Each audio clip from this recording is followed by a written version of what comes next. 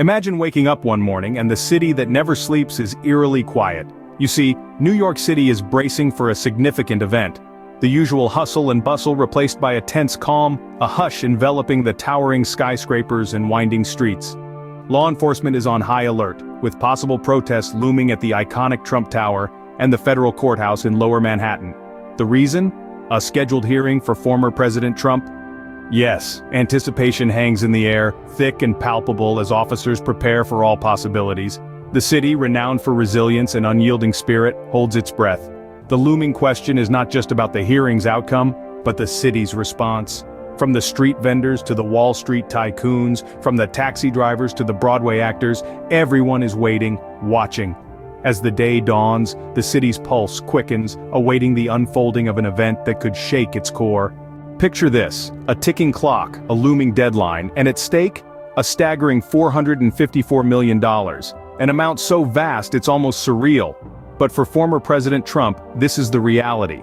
As part of a New York civil fraud case, he is expected to post this colossal bond. Now, you might be wondering, what happens if he doesn't meet this deadline? Well, it's not a pretty picture. We're talking about frozen bank accounts, seized properties, and a financial landscape that could be drastically altered overnight. These aren't just numbers on a page, they're real assets, real properties, and real consequences. This isn't just a court case, it's a game of high-stakes poker with the former president's fortune on the line. Time is running out and the stakes have never been higher. But what if the odds could be turned? What if fortune favors the brave? Now let's consider the appeal to justice. The appeals court is currently considering a ruling that could potentially tip the scales. This ruling could either reduce or even completely waive the staggering $454 million bond amount. Former President Trump, not one to back down without a fight, has launched an argument against the bond calculation. He asserts that the bond amount is both inaccurate and excessive. In essence, he's challenging the fairness of the system, pushing back against what he perceives as an undue burden. It's a high-stakes game of legal chess, with every move crucial and every decision carrying weight. And isn't that the essence of the justice system? To ensure fairness, to balance the scales, to give every player, no matter how big or small, an equal chance at victory. In the game of justice, the final move is yet to be made.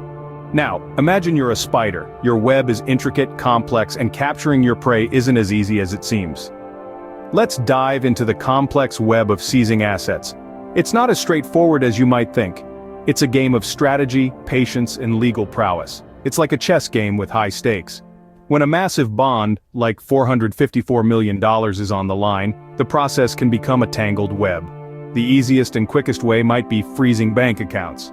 But this isn't always as simple as flipping a switch. It involves a series of legal maneuvers and can be a lengthy process. On the other hand, placing liens on properties is another approach. However, it can be time-consuming and tangled with legal red tape. It's like a spider waiting for a fly to get caught in its web. The web of justice is far from simple, and capturing its prey is a challenge in itself. New York City, a city divided, a city on the brink. The controversy surrounding this case has reached fever pitch, with critics from all corners. Some see the legal actions as a calculated political move, a chess game being played out in the public eye.